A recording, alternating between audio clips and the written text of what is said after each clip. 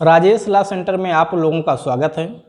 आज हम लोग चर्चा करेंगे संपत्ति अंतरण अधिनियम 1882 की धारा 3 में उल्लिखित भूबद्ध शब्द की परिभाषा पर।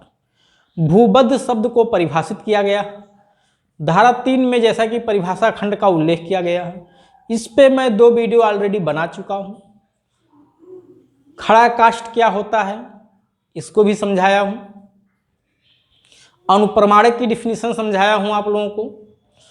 पूरे संपत्ति अंतरण अधिनियम पे 4 वीडियो अलग से मैंने बना करके 2 वीडियो और एक्शनेबल क्लेम पे भी वीडियो बनाए जा चुके हैं। ऑलरेडी सबको बहुत डिटेल में समझाया हूं। हाँ, एक संपत्ति जो पूरी संपत्ति अंतरण अधिनियम का निचोड़ पे मैंने वीडियो बनाया है 2 पार्ट में, वो आपकी परीक्षा के लिए बहुत उपयोगी है। ठीक है, पूरी संपत्ति अंतरण अधिनियम का निचोड़ है, उसमें कई पार्टों में बना हुआ है, भाग 1, 2, 3 करके ऐसे पूरा संपत्ति अंतरण अधिनियम का निचोड़ लिखा हुआ उसमें। आप वहां से पूरे टीपीए को समझ सकते हैं, पूरा टीपीए क्या है। और अब उसी के बाद हम लोग एक एक करके उसको एक एक धारा पे वीडियो बनाया जा रहा है, जिसमें सबसे पहले शुरुआत हुई धारा 3 पे, डिफिनीशन क्लाज पे। डिफिनीशन पे और जो है वीडियो बनाए जा चुके हैं। ठीक है, इसमें डिफिनीशन पे ये आपका जो वीडियो है, इसमें भूबद्ध शब्द को डिफाइन किया गया है। भूबद्ध का क्या मतलब होता है, अक्सर ये एग्जाम में पूछा जाता है, प्रारंभिक परीक्षा में भी, मुख्य परीक्षा में भी, आपसे इंटरव्यू में भी पूछा जा सकता है, एकेडमिक एग्जाम में भी बड़े पैमाने पे टिप्पणी में पूछा जाता है, एलएलबी में अक्सर। ठीक है, तो अगर कोई भी बच्चा जिसको लगता है कि उसे ऑनलाइन या ऑफलाइन क्लास ज्वाइन करना है, तो वो हमारे इस संपर्क सूत्र पे संपर्क कर सकता है। 9161113061 पे आप संपर्क कर सकते हैं। ऑनलाइन ऑफलाइन दोनों क्लासें हमारे लगातार संचालित की जा रही हैं। आप इस पे संपर्क करके अपनी सुविधा अनुसार क्लास ज्वाइन कर सकते हैं। चैनल पे यदि आप लोग नए, सब्सक्राइब कर लीजिए। वीडियो को लाइक शेयर कमेंट करते रहिए। यदि समझ में आ रहा है तो, नहीं समझ में आ रहा है मत करिए। ठीक, आइए हम लोग समझते हैं भूबद्ध चीज़ क्या होता है। लेकिन मैं सबसे पहले कहूँगा कि संपत्ति अंतरण अधिनियम पे जो संपूर्ण वीडियो बनाया गया, जो निचोड़ के नाम से जाना गया है, लिखा गया है, उस वीडियो को जरूर आप लोग देख लीजिएगा। उस वीडियो को देखने से पूरे टीपीए पे आपका कॉन्सेप्ट क्लियर हो जाएगा कि टीपीए यानी संपत्ति अंतरण अधिनियम है क्या, ये किस लिए बनाया गया है, इसका क्या पर्पज है। उसके बाद ये 1 बाय 1 करके वीडियो को आप आगे देखिएगा। तो भूबद्ध शब्द का क्या मतलब है, यहाँ पे डिफिनीशन में आप देखेंगे 3 बातें लिखी हुई हैं। भूबद्ध का मतलब होता है ऐसी कोई चीज जो भूमि से बंधी हुई हो। भूबद्ध का मतलब कि भूमि से बंधी हुई कोई वस्तु। अब यहाँ भूमि से बंधी हुई कोई वस्तु को 3 भागों में रखा गया है, उसी को मैंने 3 पार्ट्स में यहाँ दिखाया है। पहला है भूमि में मूलित, यानी ऐसी कोई वस्तु जिसकी जड़ भूमि में हो, जैसे पेड़। तो जिस पेड़ की जड़ भूमि में है वो भी भूबद्ध है। दूसरा है भूमि में निविष्ट किया गया हो, यानी ऐसी कोई चीज जिसको भूमि में डाला गया हो।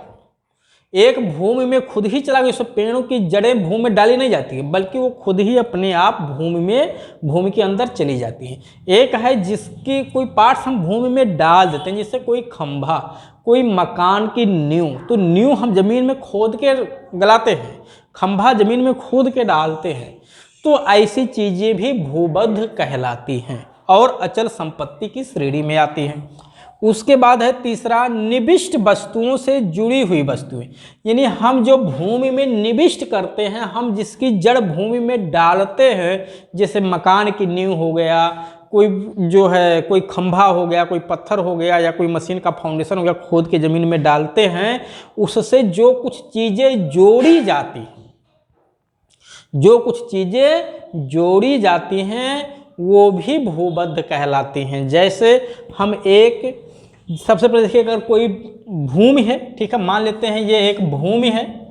इस भूमि में मैंने एक पेड़ यहाँ उगा दिया। देखिए, ये मैंने एक पेड़ उगा दिया यहाँ पे, ठीक है, तो इसकी जड़ें इसके नीचे चली गई, ये भी भूबद्ध है। ठीक, दूसरा मैंने क्या कर दिया कि इस पे एक मकान तैयार कर दिया, ठीक है, तो मकान की नींव नीचे तक डाल दिया यहाँ तक, तो ये भी भूबद्ध है। तीसरा, ये जो मकान मैंने तैयार किया, इसी मकान में या जो पिलर मैंने गाड़ा, या जो कोई पत्थर मैंने गाड़ा, या किसी मशीन का फाउंडेशन मैंने जमीन में गाड़ा, ठीक है, उसको क्या किया, उससे कोई वस्तु अटैच कर दिया। ठीक है, जरा ध्यान समझिए, मैं एक बहुत अच्छे दृष्टांत से आप लोगों को समझाना चाह रहा हूँ। यहाँ पे देखिए, जैसे ये एक भूमि को 3 जगह में बना रहा हूँ। ये एक भूमि है, एक भूमि ये है, एक भूमि ये है। ठीक, कह रहे हैं भूबद्ध। भूबद्ध किसे कहेंगे? तो जैसे ये कोई एक पेड़ है, ठीक है, ये एक पेड़ है, मैंने यहाँ पे एक पेड़ बना दिया। ठीक है, ये एक पेड़ बना दिया। अब इसकी जड़ें नीचे जाएंगी तो ये भूमि क्या हो गया? इसको भूबद्ध हम कहेंगे, यानी इस पेड़ को भूबद्ध कहेंगे। दूसरा, कोई भूमि है, अब इसमें कोई निविष्ट किया गया। निविष्ट मतलब कोई नींव उसमें डाली गई हो, जैसे मकान। मैंने ये एक मकान बना दिया। ठीक है, ये देखिए, ये मकान बना दिया। अब इसकी इतना पार्ट्स जो है, इतना पार्ट्स भूमि में अंदर डाल दिया, जिसको नींव कहते हैं। तो ये क्या हो गया? ये भी भूमि में निविष्ट किया गया है।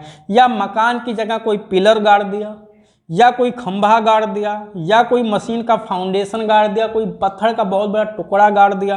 तो ये सब क्या है? ये सब निविष्ट की गई चीज़ें हैं। तीसरा है जो निविष्ट चीज़ है, जैसे मान लेते हैं ये मकान है, ये मकान है, इसमें जो भूमि में निविष्ट हुआ है इतना, इस मकान से कोई वस्तु जोड़ दी जाती है। जैसे इस मकान में दरवाज़ा लगा दिया गया, मकान में खिड़की लगा दिया गया। ये खिड़की और दरवाज़ा किस लिए लगा गया? इस मकान के अधिकतम उपभोग के लिए, अधिकतम लाभ के लिए।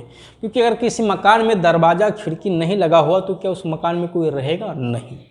तो खिड़की दरवाज़ा लग जाने से, ठीक है, मकान रहने लायक बन जाएगा, तो मकान का लाभप्रद उपभोग हो गया।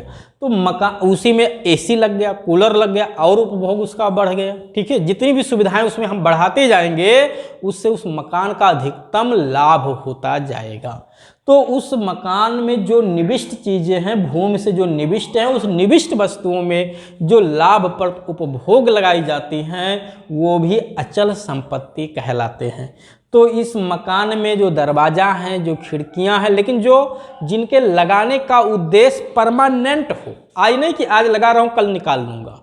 ठीक है, जैसे दरवाजे में ताला लगाया जाता है, तो ताला रात में लगाया जाता है, दिन में निकाल लिया जाता है। तो ताला लगाना और निकालना अचल संपत्ति नहीं है। लेकिन जो दरवाज़ा लगाया गया वो इसलिए नहीं कि कल निकाला जाएगा, जब तक मकान रहेगा तब तक दरवाज़ा रहेगा, जब तक दरवाज़ा टूट ना जाए। तो इसलिए वो दरवाज़ा क्या है? अचल संपत्ति। जो खिड़की लगाई गई है अचल संपत्ति है, जो बोर्ड लगाए गए हैं वो भी अचल संपत्ति, जो फैन लगाया गया है वो भी अचल संपत्ति है। लेकिन इसलिए लगाया गया हो कि वो जब तक खराब नहीं हो जाएगा तब तक हटाया नहीं जाएगा। परमानेंट लगाने का ऑब्जेक्ट हो तभी वो अचल संपत्ति कहलाएगा, अन्यथा नहीं। जैसे घड़ी कहीं दीवार में टांग दिया गया, तो घड़ी को अगर आसानी से हम हटा भी लें तो अचल संपत्ति नहीं होगा।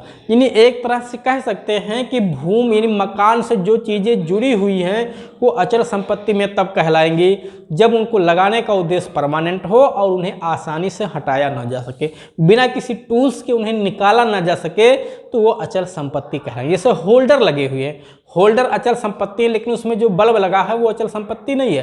कभी भी आप उसको पकड़ के निकाल लो बैठ करके, लेकिन फैन नहीं निकाल सकते हो, अचल संपत्ति की श्रेणी में आ जाएगा। लेकिन फैन इसलिए लगाया गया कि कल उसको हटा के दूसरे कमरे में लगाया जाएगा, तो अचल संपत्ति नहीं कहलाएगा। इसी तरह से, ठीक है, जो मशीन है, मशीन का फाउंडेशन, जैसे कोई मशीन है उसका फाउंडेशन ज़मीन में रखा हुआ तो मशीन भी अचल संपत्ति है। ठीक, मशीन का फाउंडेशन अगर ज़मीन में गड़ा हुआ है, फिर मशीन उस पर बैठाई गई, नट से कस दिया गया, तो मशीन भी अचल संपत्ति कहलाएगा।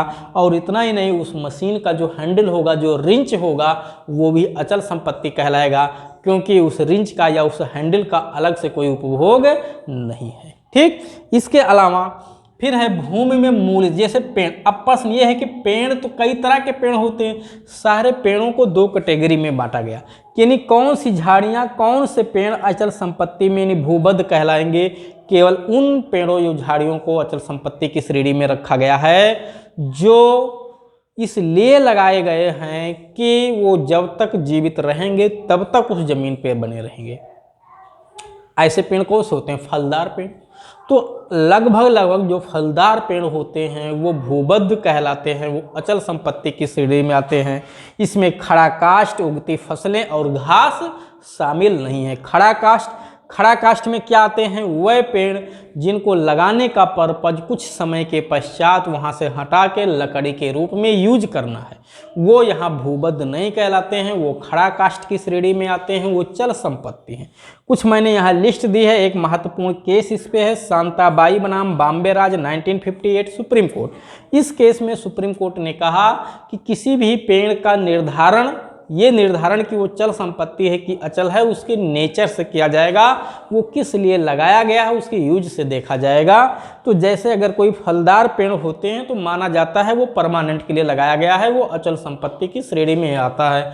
लेकिन अगर कोई ऐसा पेड़ जो लकड़ी के पर्पज के लिए लगाया गया है उसे चल संपत्ति यहाँ नहीं माना जाता, उसे चल संपत्ति माना जाता है अगर लकड़ी के पर्पज से लगाया गया है।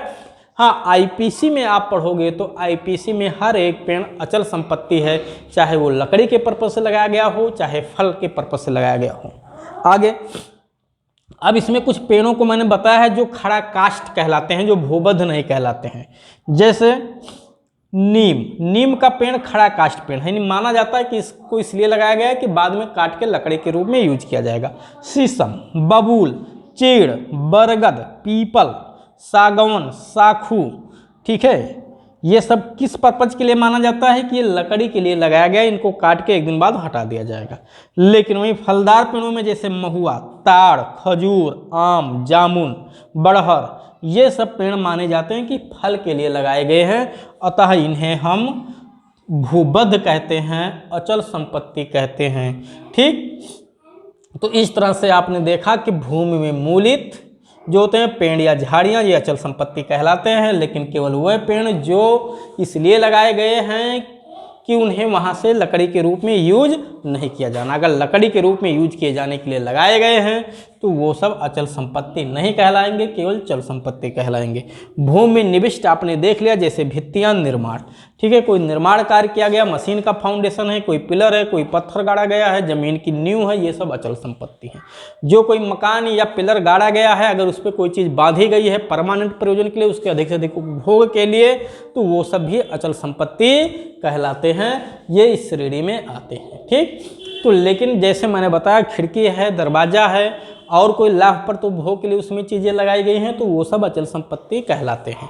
लेकिन लगाने का उद्देश्य उनका परमानेंट हो, वहाँ से हटाने का ना हो, और बिना किसी स्टूल के, वो बिना किसी टूल्स के उन्हें आसानी से वहाँ से हटाया ना जा सके, तो वो लाभप्रद उपभोग के लिए कहलाएंगे और परमानेंट कहलाएंगे, वो भी अचल संपत्ति की श्रेणी में आएंगे।